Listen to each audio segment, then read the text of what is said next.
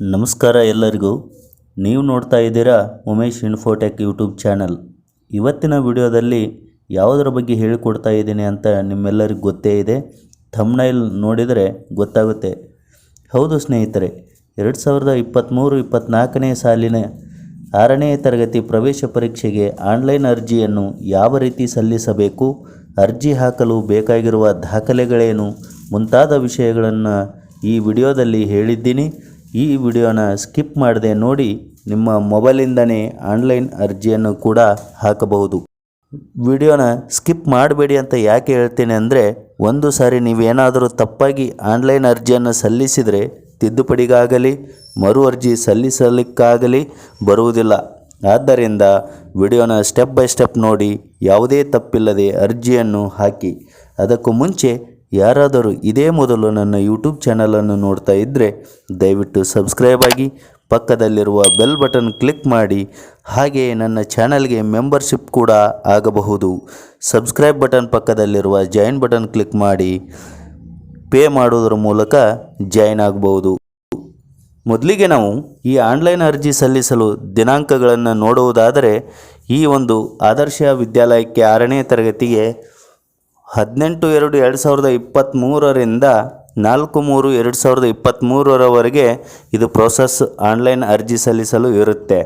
ಅಂದರೆ 18ನೇ ತಾರೀಕಿಗೆ ಪ್ರಾರಂಭವಾಗಿ ಮಾರ್ಚ್ 4ನೇ ತರಗತಿ ದಿನಾಂಕಿಗೆ ಕೊನೆಗೊಳ್ಳುತ್ತೆ. ಇದರ ಪರೀಕ್ಷೆಯ ದಿನಾಂಕವು 26/3/2023ರಂದು ನಡೆಯುತ್ತೆ. 26/3/2023ರಂದು ನಡೆಯುತ್ತೆ. ಹಾಗಾದರೆ ಇದನ್ನು ನಾವು ಯಾವ ವಿಳಾಸದಲ್ಲಿ ಹಾಕಬೇಕು, ವೆಬ್ಸೈಟ್ ಏನು ಇದರ ಒಂದು ಅರ್ಜಿಯನ್ನು ಸಲ್ಲಿಸಲಿಕ್ಕೆ ಅಂತ ನೋಡೋದಾದರೆ, ಇದರಲ್ಲಿ 2 ವಿಳಾಸದ ಮೂಲಕ ನಾವು ಆನ್ಲೈನ್ ಅರ್ಜಿಯನ್ನು ಸಲ್ಲಿಸಬಹುದಾಗಿದೆ. ಮೊದಲನೇದಾಗಿ www.schooleducation.krnice.in ಅಂತಕ್ಕಂಥ ಒಂದು ವೆಬ್ಸೈಟ್ ಮೂಲಕ ನಾವು ಲಾಗಿನ್ ಆಗಿ ಅಲ್ಲಿ ನಾವು ಕೂಡ ಅರ್ಜಿಯನ್ನು ಸಲ್ಲಿಸಬಹುದು. ಇನ್ನೊಂದು ವೆಬ್ಸೈಟ್ ಯಾವುದಪ್ಪ ಅಂದರೆ www.vidyavahini.karnataka.government.in ಅಂತಕ್ಕಂಥ ಒಂದು ವೆಬ್ಸೈಟ್ ಮೂಲಕ ನಾವು 6ನೇ ತರಗತಿಯ ಮಕ್ಕಳಿಗೆ ಆದರ್ಶ ವಿದ್ಯಾಲಯಕ್ಕೆ ಆನ್ಲೈನ್ ಅರ್ಜಿಯನ್ನು ಸಲ್ಲಿಸಬಹುದಾಗಿದೆ. ನಾವು ಬಳಸ್ತಕ್ಕಂಥ ಯಾವುದಾದ್ರೂ ಒಂದು ಬ್ರೌಸರಲ್ಲಿ ನಾನು ಮೊದಲೇ ಹೇಳಿದಂತೆ 2 ವೆಬ್ಸೈಟ್ ಮೂಲಕ ನಾವಿಲ್ಲಿ ಲಾಗಿನ್ ಆಗ್ಬೋದು. ಮೊದಲನೇದಾಗಿ ನಾವಿಲ್ಲಿ ವಿದ್ಯಾವಾಹಿನಿ ಅಂತಕ್ಕಂಥ ಒಂದು ವೆಬ್ಸೈಟ್ ಮೂಲಕ ನಾನು ಲಾಗಿನ್ ಆಗ್ತಾ ಇದ್ದೀನಿ. ಇಲ್ಲಿ ಏನು ಕಾಣ್ತಾ ಇದೆ ವಿದ್ಯಾವಾಹಿನಿ ಅಂತ, vidyavahini.karnataka.government.in ಇದ್ರ ಮೂಲಕ ಆದರೂ ನಾವಿಲ್ಲಿ ಅಪ್ಲೈ ಮಾಡ್ಬೋದು. ಇಲ್ಲಾಂದರೆ ನಾವು schooleducation.com ಅದ್ರ ಮೂಲಕ ಆದರೂ ನಾವು ಇಲ್ಲಿ 6ನೇ ತರಗತಿಗೆ ನಾವು ಆನ್ಲೈನ್ ಅರ್ಜಿಯನ್ನು ಸಲ್ಲಿಸ್ಬೋದು. ಸೊ ನಾನು ಇಲ್ಲಿ ವಿದ್ಯಾವಾಹಿನಿ ಮೂಲಕ ನಾನು ಆನ್ಲೈನ್ ಅರ್ಜಿಯನ್ನು ಹಾಕ್ತಾ ಇದ್ದೀನಿ. ಸೊ ಇಲ್ಲಿ ಕಾಣ್ತಕ್ಕಂತಹ ವಿದ್ಯಾವಾಹಿನಿ ಮಾನಿಟರಿಂಗ್ ಸಮಗ್ರ ಶಿಕ್ಷಣ ಕರ್ನಾಟಕ ಅಂತ ಏನು ಕಾಣ್ತಾ ಇದೆ, ಇದರ ಮೇಲೆ ಕ್ಲಿಕ್ ಮಾಡಿಕೊಳ್ಬೇಕು. ಈ ಥರ ಒಂದು ಇಂಟರ್ಫೇಸ್ ಬರುತ್ತೆ. ಇಲ್ಲಿ ಕಾಣ್ತಕ್ಕಂತಹ ಸುಮಾರು ಆಪ್ಷನ್ ಲಿಂಕ್ಸ್ ಇದಾವೆ. ಇಲ್ಲಿ ಕಾಣ್ತಕ್ಕಂಥ ಆದರ್ಶ ವಿದ್ಯಾಲಯ ಅಂತ ಏನಿದೆಯಲ್ಲ, ಇದ್ರ ಮೇಲೆ ನಾವು ಕ್ಲಿಕ್ ಮಾಡಿಕೊಳ್ಬೇಕಾಗತ್ತೆ. ನಂತರ ಈ ಥರ ಒಂದು ಇಂಟರ್ಫೇಸ್ ಬರುತ್ತೆ. ಇಲ್ಲಿ ಮುಖಪುಟ ಕುರಿತು ವಿದ್ಯಾಲಯಗಳನ್ನು ಸಂಪರ್ಕಿಸಿ. ಅಕಸ್ಮಾತ್ ನಮ್ಮ ತಾಲೂಕಲ್ಲಿ ನಮ್ಗೆ ಯಾವುದಾದ್ರೂ ಗೊತ್ತಿಲ್ಲ, ನಮ್ಗೆ ಎಲ್ಲಿದೆ ಅಂತ ಏನಾದರೂ ಗೊತ್ತಿಲ್ಲ ಅನ್ನೋದಾದರೆ ಈ ಒಂದು ಆಪ್ಷನ್ ಮೇಲೆ ನಾವು ಕ್ಲಿಕ್ ಮಾಡಿದರೆ ನಮ್ಮ ಜಿಲ್ಲೆ ಒಳಗೆ, ನಮ್ಮ ತಾಲೂಕು ಒಳಗೆ ಎಲ್ಲೆಲ್ಲಿ ಆದರ್ಶ ವಿದ್ಯಾಲಯಗಳಿದ್ದಾವೆ ಇದು ಎಲ್ಲ ತೋರಿಸುತ್ತೆ. ಸೊ ನೀವು ಇಲ್ಲಿ ಕ್ಲಿಕ್ ಮಾಡುವ ಮೂಲಕ ನಿಮ್ಮ ತಾಲೂಕಿನ ಆದರ್ಶ ವಿದ್ಯಾಲಯಕ್ಕೆ ನೀವು ಸಂಪರ್ಕಿಸಬಹುದಾಗಿದೆ. ಡ್ಯಾಶ್ ಬೋರ್ಡು, ಗ್ಯಾಲರಿ, ಅಧಿಸೂಚನೆ ಅಂತಿದೆ. ಇಲ್ಲಿ ಏನು ಕಾಣ್ತಾ ಇದೆ 6ನೇ ತರಗತಿಗೆ ಪ್ರವೇಶ ಅಂತ, ಇದರ ಮೇಲೆ ನಾವು ಕ್ಲಿಕ್ ಮಾಡಿದಾಗ ಇಲ್ಲಿ 3 ಆಪ್ಷನ್ಗಳು ಬರ್ತವೆ. ಸೂಚನೆ, ಪರೀಕ್ಷೆಗೆ ಅರ್ಜಿ ಸಲ್ಲಿಸಿ, ಅರ್ಜಿ ಸ್ವೀಕೃತಿ, ಮುದ್ರಿಸಿ ಅಂತಕ್ಕಂಥ ಆಪ್ಷನ್ಗಳು ಬರ್ತವೆ. ಇಲ್ಲಿ ನಾವು ಆನ್ಲೈನ್ ಅರ್ಜಿ ಸಲ್ಲಿಸುವ ಕಾರಣ ಇಲ್ಲಿ ಪರೀಕ್ಷೆಗೆ ಅರ್ಜಿ ಸಲ್ಲಿಸಿ ಅಂತಿದೆಯಲ್ಲ, ಇದರ ಮೇಲೆ ಕ್ಲಿಕ್ ಮಾಡಿಕೊಳ್ಬೇಕು.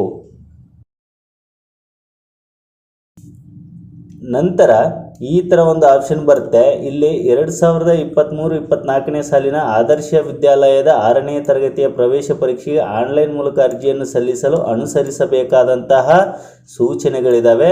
ಸೊ ನಾವಿಲ್ಲಿ ನೀಟಾಗಿ ಓದ್ಕೋಬೇಕಾಗುತ್ತೆ. ಯಾವ್ಯಾವ ಥರ ಮಾಹಿತಿಗಳು ಬೇಕಾಗ್ತವೆ, ಈ ಒಂದು ಆನ್ಲೈನ್ ಅರ್ಜಿ ಸಲ್ಲಿಸಲು ಬೇಕಾಗ್ತಂಥ ದಾಖಲೆಗಳೇನು, ಇಲ್ಲಿ ಯಾರ್ಯಾರು ಅರ್ಹರಾಗಿದ್ದಾರೆ, ಬೇರೆ ಜಿಲ್ಲೆ ಬೇರೆ ರಾಜ್ಯದವರಿದ್ದರೂ ಕೂಡ ಇಲ್ಲಿ ಯಾವ ರೀತಿ ಸಲ್ಲಿಸಬೇಕು, ಬೇರೆ ತಾಲೂಕವರು ಯಾವ ರೀತಿ ಸಲ್ಲಿಸಬೇಕು ಮಾಡಬೇಕು ಅಂತಕ್ಕಂಥ ಮಾಹಿತಿ ಪೂರ್ತಿಯಾಗಿ ಕೊಟ್ಟಿದ್ದಾರೆ. ಸೊ ನೀವೇನಾದರೂ ನಿಮ್ಮ ಮಕ್ಕಳು ಬೇರೆ ತಾಲೂಕಲ್ಲಿ ಓದ್ತಾ ಇದ್ದರೆ ಈ ಒಂದು ಮಾಹಿತಿಯನ್ನು ಸೂಚನೆಗಳನ್ನು ಸರಿಯಾಗಿ ಓದಿಕೊಂಡು ಇದರ ಪ್ರಕಾರ ನೀವು ಆನ್ಲೈನ್ ಅರ್ಜಿಯನ್ನು ಸಲ್ಲಿಸಬೇಕಾಗತ್ತೆ. ಸೊ ಇಲ್ಲಿ ನಾವು ದಾಖಲೆಗಳು ಏನೇನು ಬೇಕಾಗ್ತಾವಂದರೆ ಮಗುವಿನ ಭಾವಚಿತ್ರ, ಪಾಸ್ಪೋರ್ಟ್ ಸೈಜ್ ಫೋಟೋವನ್ನು ನಾವು 300 KB ಒಳಗೆ ನಾವು ಸ್ಕ್ಯಾನ್ ಮಾಡಿ ಇಟ್ಕೊಂಡಿರ್ಬೇಕಾಗತ್ತೆ. ಮೊದಲನೇದಾಗಿ ನಾವು ಫೋಟೋವನ್ನು ಸ್ಕ್ಯಾನ್ ಮಾಡಿ ಇಟ್ಕೊಂಡಿರ್ಬೇಕಾಗುತ್ತೆ, ಅದು ಅಪ್ಲೋಡ್ ಮಾಡಲಿಕ್ಕೆ ಬೇಕಾಗುತ್ತೆ. ಸೊ ಇಲ್ಲಿ ವಿಶೇಷ ಅಗತ್ಯತೆ ಇರತಕ್ಕಂಥ ಮಕ್ಕಳು ಏನಾದರೂ ಇದ್ದರೆ, PH ಹ್ಯಾಂಡಿಕ್ಯಾಪ್ ಮಕ್ಕಳು ಏನಾದರೂ ಇದ್ದರೆ ಅವರ ಒಂದು ಸರ್ಟಿಫಿಕೇಟನ್ನು ನಾವಿಲ್ಲಿ ಸ್ಕ್ಯಾನ್ ಮಾಡಿ ಇಟ್ಕೋಬೇಕಾಗುತ್ತೆ. ಸೊ ಇಲ್ಲಿ ನಾವು ಮೀಸಲಾತಿಯನ್ನು, ಜಾತಿ ಮೀಸಲಾತಿಯನ್ನು ಏನಾದರೂ ಪಡಿತಾ ಇದ್ದರೆ ಸದ್ಯಕ್ಕೆ ಆ ಡಾಕ್ಯುಮೆಂಟ್ಸ್ ನಮ್ಮ ಹತ್ರ ಇದ್ದರೆ ಸಾಕು, ಅದರ ನಂಬರನ್ನು ಎಂಟ್ರಿ ಮಾಡಬೇಕಾಗತ್ತೆ. ಅದೇನು ಅಪ್ಲೋಡ್ ಮಾಡುವಂಥ ಅವಶ್ಯಕತೆ ಇಲ್ಲ, ಇಲ್ಲಿ ನಂಬರನ್ನು ಎಂಟ್ರಿ ಮಾಡಿದರೆ ಸಾಕು. ನಂತರ ನಾವು ಹೊರ ರಾಜ್ಯದ ಅಭ್ಯರ್ಥಿಗಳೇನಾದರೂ ಆಗಿದ್ದರೆ, ಕರ್ನಾಟಕವನ್ನು ಹೊರತುಪಡಿಸಿ ಬೇರೆ ರಾಜ್ಯದ ಮಕ್ಕಳಾಗಿದ್ದರೆ ಅವರಿಗೆ ಅಧ್ಯಯನ ಪ್ರಮಾಣ ಬೇಕಾಗುತ್ತೆ. ಸೊ ಇಲ್ಲಿ ತೋರಿಸ್ತಕ್ಕಂಥ ವಾಸಸ್ಥಳ ಪ್ರಮಾಣ ಪತ್ರ, ಅಂದರೆ ಬೇರೆ ಬ್ಲಾಕ್ಗಳಲ್ಲಿ, ಅಂದರೆ ಬೇರೆ ತಾಲೂಕುಗಳಲ್ಲಿ ಅಧ್ಯಯನ ಮಾಡ್ತಿರ್ತಕ್ಕಂಥ ಮಕ್ಕಳಿಗೆ ಇಲ್ಲಿ ವಾಸಸ್ಥಳ ಕಡ್ಡಾಯ ಮಾಡಿದ್ದಾರೆ, ಅದನ್ನು ಕೂಡ ನಾವು ಇಟ್ಕೋಬೇಕಾಗತ್ತೆ. ವಾಸಸ್ಥಳ ಬೇರೆ ತಾಲೂಕಲ್ಲಿ ನಾವು ಓದ್ತಿದ್ರೆ ಅಂಥ ಮಕ್ಕಳಿಗೆ ಮಾತ್ರ ಇಲ್ಲಿ ವಾಸಸ್ಥಳ ಬೇಕಾಗುತ್ತೆ. ಸೇಮ್ ತಾಲೂಕು, ಸೇಮ್ ಓದ್ತಕ್ಕಂತಹ ಶಾಲೆ ಆಗಿದ್ದರೆ ನಮಗಿಲ್ಲಿ ಯಾವುದೇ ರೀತಿಯಾದಂಥ ವಾಸಸ್ಥಳ ಅವಶ್ಯಕತೆ ಇರುವುದಿಲ್ಲ. ಈ ರೀತಿಯಾದಂಥ ಸೂಚನೆಗಳನ್ನು ನೀವೆಲ್ಲರೂ ಓದಿಕೊಂಡು ಕೆಳಗೆ ಕಾಣ್ತಕ್ಕಂತಹ ಚೆಕ್ ಬಾಕ್ಸಲ್ಲಿ ಕ್ಲಿಕ್ ಮಾಡ್ಕೊಳ್ಬೇಕು. ನಂತರ ಇಲ್ಲಿ ಕಾಣ್ತಕ್ಕಂತಹ ಸಲ್ಲಿಸು, ಸಬ್ಮಿಟ್ ಅಂತ ಏನಿದೆಯಲ್ಲ ಇದ್ರ ಮೇಲೆ ನಾವು ಕ್ಲಿಕ್ ಮಾಡ್ಕೊಳ್ಬೇಕಾಗತ್ತೆ. ನಂತರ ಈ ಥರ ಒಂದು ಇಂಟರ್ಫೇಸ್ ಬರುತ್ತೆ. 6ನೇ ತರಗತಿ ಪ್ರವೇಶ ಪರೀಕ್ಷೆಗೆ ಅರ್ಜಿ ಅಂತ ಇದೆ. Application for admission to 6th standard entrance examination 2023-24 ಅಂತೇಳಿ. ಮೊದಲಿಗೆ ನಾವಿಲ್ಲಿ ಅಭ್ಯರ್ಥಿ 5ನೇ ತರಗತಿಯನ್ನು ಅಧ್ಯಯನ ಮಾಡಿದ ರಾಜ್ಯ ಅಂತಿದೆ. ಕರ್ನಾಟಕ ಅಂತ ಇದ್ದರೆ ಕರ್ನಾಟಕ ಅಂತ ಸೆಲೆಕ್ಟ್ ಮಾಡ್ಕೋಬೇಕು. ಅಕಸ್ಮಾತ್ ಬೇರೆ ಇಲ್ಲಿ ರಾಜ್ಯ ಇದ್ದರೆ ಹೊರ ರಾಜ್ಯ ಅಂತ ಇಲ್ಲಿ ನಾವು ಸೆಲೆಕ್ಟ್ ಮಾಡ್ಕೊಳ್ಬೇಕಾಗತ್ತೆ.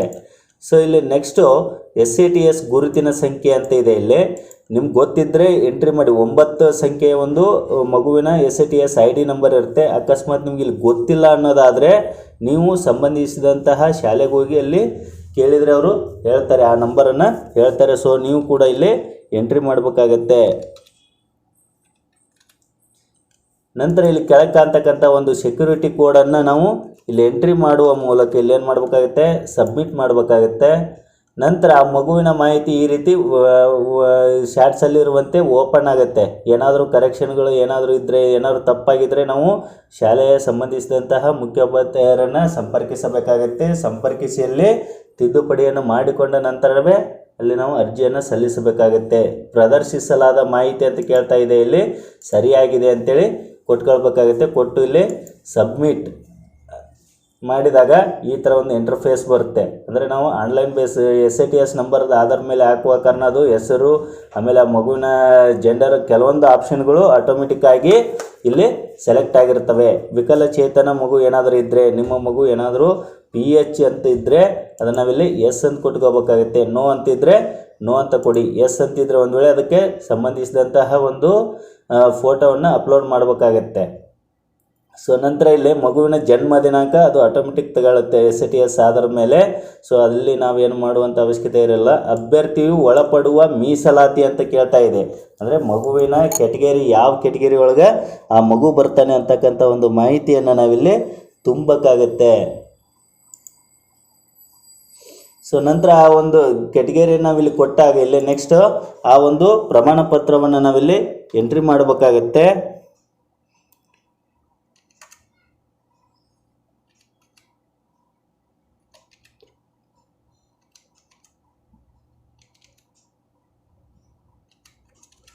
ಓಕೆ, ಇಲ್ಲಿ ನಾವು ಮೀಸಲಾತಿಯನ್ನು ತಗೊಂಡ ಮೇಲೆ ಇಲ್ಲಿ ಏನು ಮಾಡಬೇಕಾಗುತ್ತೆ, ಮೀಸಲಾತಿ ಆದಾಯದ ಪ್ರಮಾಣ ಪತ್ರ ಸಂಖ್ಯೆಯನ್ನು ನಾವಿಲ್ಲಿ ಎಂಟ್ರಿ ಮಾಡಬೇಕಾಗುತ್ತೆ. ಎಂಟ್ರಿ ಮಾಡಿ ಇಲ್ಲಿ ತಾಯಿ ಹೆಸರು, ತಂದೆ ಹೆಸರು ಆಟೋಮೆಟಿಕ್ ಅದು ಸೆಲೆಕ್ಟ್ ಆಗಿರುತ್ತೆ. ಸೊ ಇಲ್ಲಿ ನಾವು ವಿದ್ಯಾರ್ಥಿಯ ಪೂರ್ಣ ವಿಳಾಸ ಅಂತಿದ್ದಲ್ಲೇ ಮಗು ವಾಸಿಸ್ತಕ್ಕಂಥ ಊರು, ತಾಲೂಕು, ಪಿನ್ ಕೋಡು, ಜಿಲ್ಲೆಯನ್ನು ಎಲ್ಲವನ್ನು ನೀಟಾಗಿ ಆಧಾರ್ ಕಾರ್ಡಲ್ಲಿರುವಂತೆ ನಾವು ಎಂಟ್ರಿ ಮಾಡಬೇಕಾಗತ್ತೆ.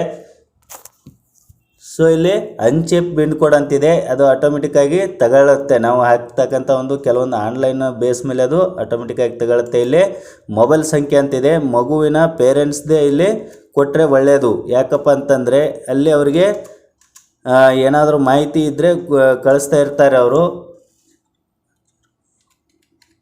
ಅದಕ್ಕೆ ಮಕ್ಕಳ ಪೇರೆಂಟ್ಸ್ ನಂಬರನ್ನಾದರೂ ಕೊಡಿ, ಇಲ್ಲಾಂದರೆ ಶಿಕ್ಷಕರ ನಂಬರನ್ನಾದರೂ ಇಲ್ಲಿ ಕೊಡಬಹುದು.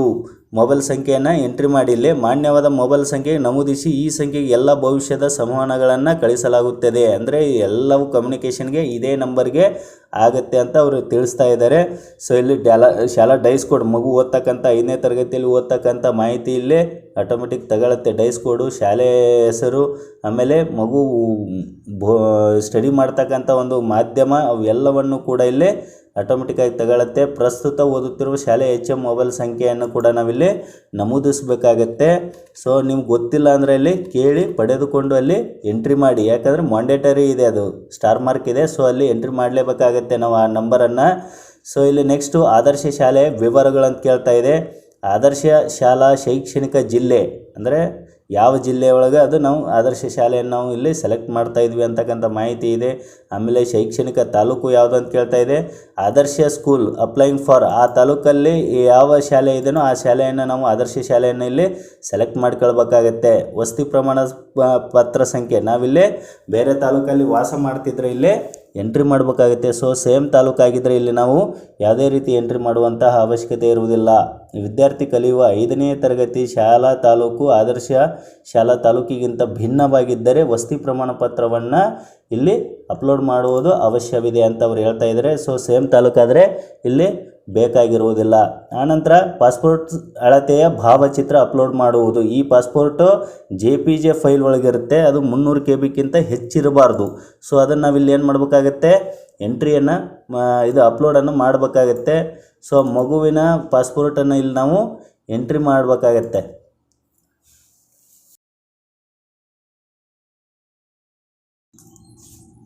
ಈ ರೀತಿಯಾಗಿ ನಾವಿಲ್ಲಿ ಪಾಸ್ಪೋರ್ಟ್ ಅಳತೆ ಭಾವಚಿತ್ರವನ್ನು ಅಪ್ಲೋಡ್ ಮಾಡಿದಾಗ ಇಲ್ಲಿ ಈ ಥರ ಒಂದು ಫೋಟೋ ಬರುತ್ತೆ. ನಂತರ ವ್ಯಾಸಂಗ ಪ್ರಮಾಣ ಪತ್ರ ಅಂತ ಏನಿದೆಯಲ್ಲ, ಇದು ಹೊರ ರಾಜ್ಯದ ವಿದ್ಯಾರ್ಥಿಗಳಿಗೆ ಮಾತ್ರ ಇರುತ್ತೆ. ನಾವು ಇಲ್ಲೇ ಲೋಕಲ್ ಏನು ಬೇಕಾಗಿಲ್ಲ, ಇದು ಎಲ್ಲ ಕಾಲಮ್ಗಳನ್ನು ಕಡ್ಡಾಯವಾಗಿರ್ತವೆ. ಇಲ್ಲೆಲ್ಲ ತುಂಬಿರ್ತಕ್ಕಂಥ ಮಾಹಿತಿಯನ್ನು ಎಲ್ಲ ಚೆಕ್ ಮಾಡಿಕೊಂಡು ಒಮ್ಮೆ ಚೆಕ್ ಬಾಕ್ಸಲ್ಲಿ ನಾವು ಚೆಕ್ ಮಾಡಿ, ನಂತರ ಇಲ್ಲಿ ಪೂರ್ವ ವೀಕ್ಷಣೆ ಅಂತ ಏನು ಕಾಣ್ತಾ ಇದೆ ಅದರ ಮೇಲೆ ನಾವು ಕ್ಲಿಕ್ ಮಾಡಿದಾಗ ನಾವು ಭರ್ತಿ ಮಾಡಿರ್ತಕ್ಕಂಥ ಒಂದು ಅಪ್ಲಿಕೇಶನ್ ಇಲ್ಲೇ ನೋಡ್ಬೋದು. ಪ್ರಿವ್ಯೂ ಆಫ್ ಅಪ್ಲಿಕೇಶನ್, ಈ ಒಂದು ಅಪ್ಲಿಕೇಶನ್ ನಾವು ಈ ರೀತಿಯಾಗಿ ಇಲ್ಲಿ ನೋಡ್ಬೋದು. ಎಲ್ಲ ಸರಿಯಾಗಿದ್ದರೆ ಇಲ್ಲಿ ಮಾಹಿತಿ ನಾವಿಲ್ಲಿ ಕಾಣ್ತಕ್ಕಂಥ ಒಂದು ಸಲ್ಲಿಸು ಸಬ್ಮಿಟ್ ಅಂತಕ್ಕಂಥ ಒಂದು ಬಟನ್ ಮೇಲೆ ನಾವು ಕ್ಲಿಕ್ ಮಾಡಿದರೆ ಅದೇನಾಗುತ್ತೆ, ಸಬ್ಮಿಟ್ ಆಗುತ್ತೆ ಅಪ್ಲಿಕೇಶನ್ನು. ನಂತರ ಅದು ಅಪ್ಲಿಕೇಶನ್ ಸಲ್ಲಿಕೆ ಆಗಿ ನಾವು ಕೊಟ್ಟಿರ್ತಕ್ಕಂಥ ಮೊಬೈಲ್ ನಂಬರ್ಗೆ ಅದು ಮೆಸೇಜ್ ಹೋಗುತ್ತೆ. ಒಂದು ಏನಂದರೆ ನೀವು ಹಾಕಿರ್ತಕ್ಕಂಥ ಒಂದು ಅರ್ಜಿ ಸಲ್ಲಿಕೆಯಾಗಿದೆ, ಯಶಸ್ವಿಯಾಗಿ ಸಲ್ಲಿಕೆಯಾಗಿದೆ ಅಂತೇಳಿ. ನಾವು ಅದನ್ನು ಯಾವ ರೀತಿ ಪ್ರಿಂಟನ್ನು ತೆಗೆದುಕೊಳ್ಳೋದು ಅಂತ ನೋಡೋದಾದರೆ ಇಲ್ಲಿ ಕಾಣ್ತಕ್ಕಂಥ 6ನೇ ತರಗತಿ ಪ್ರವೇಶದ ಮೇಲೆ ಕ್ಲಿಕ್ ಮಾಡಿದಾಗ ಅರ್ಜಿ ಸ್ವೀಕೃತಿ ಮುದ್ರಿಸಿ ಅಂತ ಏನಿದೆಯಲ್ಲ ಅದರ ಮೇಲೆ ನಾವು ಕ್ಲಿಕ್ ಮಾಡ್ಕೊಂಡಾಗ ಈ ಥರ ಒಂದು ಇಂಟರ್ಫೇಸ್ ಬರುತ್ತೆ. ಸೊ ನಾವಿಲ್ಲಿ ಅರ್ಜಿ ಸಂಖ್ಯೆಯನ್ನಾದರೂ ಎಂಟ್ರಿ ಮಾಡ್ಬೋದು, ಅಥವಾ ಇಲ್ಲಿ ವಿದ್ಯಾರ್ಥಿಯ ಶಾಟ್ ಸಂಖ್ಯೆಯನ್ನಾದರೂ ಎಂಟ್ರಿ ಮಾಡ್ಬೋದು. ಈ ಅರ್ಜಿ ಸಂಖ್ಯೆ ನಾವು ಅರ್ಜಿಯನ್ನು ಸಬ್ಮಿಟ್ ಮಾಡಿದ ಮೇಲೆ ಏನಾಗಿರುತ್ತೆ, ಅದು ನಾವಲ್ಲಿ ಕೊಟ್ಟಿರ್ತಕ್ಕಂಥ ಮೊಬೈಲ್ ನಂಬರ್ಗೆ ಹೋಗಿರುತ್ತೆ. ಸೊ ಅದರಲ್ಲಿ ನೋಡಿಕೊಂಡು ನಾವು 6 ಡಿಜಿಟ್ ಅರ್ಜಿ ಸಂಖ್ಯೆಯನ್ನು ನಾವಿಲ್ಲಿ ಸಲ್ಲಿಸಬಹುದು. ಇಲ್ಲ ನಮ್ಗೆ ಅದು ಬೇಡ ಅಂದರೆ ನಾವು ವಿದ್ಯಾರ್ಥಿಯ ಸ್ಯಾಟ್ಸ್ ನಂಬರನ್ನು ಎಂಟ್ರಿ ಮಾಡ್ಬೋದು. ನಂತರ ಇಲ್ಲಿ ಕಾಣ್ತಕ್ಕಂಥ ಒಂದು ಸೆಕ್ಯೂರಿಟಿ ಕೋಡನ್ನು ಕೂಡ ನಾವಿಲ್ಲಿ ಎಂಟ್ರಿ ಮಾಡಿ ಇಲ್ಲಿ ಸಬ್ಮಿಟ್ ಅಂತ ಕೊಟ್ಟಾಗ ಏನಾಗುತ್ತೆ, ನಾವು ಹಾಕಿರ್ತಕ್ಕಂಥ ಒಂದು ಆದರ್ಶ ವಿದ್ಯಾಲಯಕ್ಕೆ ಅಪ್ಲಿಕೇಶನ್ ಏನಾಗುತ್ತೆ ಇಲ್ಲಿ ಓಪನ್ ಆಗುತ್ತೆ.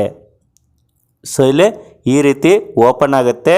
ಅದನ್ನು ನಾವಿಲ್ಲಿ ಏನು ಮಾಡಬೇಕು ಅಂದರೆ ಇಲ್ಲಿ ಅದನ್ನು ನಾವು ಪ್ರಿಂಟನ್ನು ತೆಗೆದುಕೊಳ್ಳಬಹುದು.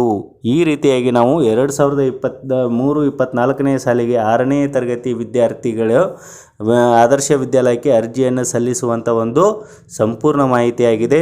ಈ ವಿಡಿಯೋ ನಿಮಗೆ ಇಷ್ಟ ಆಗಿದ್ದರೆ ದಯವಿಟ್ಟು ಲೈಕ್ ಮಾಡಿ, ಶೇರ್ ಮಾಡಿ, ಸಬ್ಸ್ಕ್ರೈಬ್ ಆಗಿ ಅಂತ ಹೇಳ್ತಾ ಈ ವಿಡಿಯೋನ ಇಲ್ಲಿಗೆ ಮುಗಿಸ್ತಾ ಇದ್ದೀನಿ.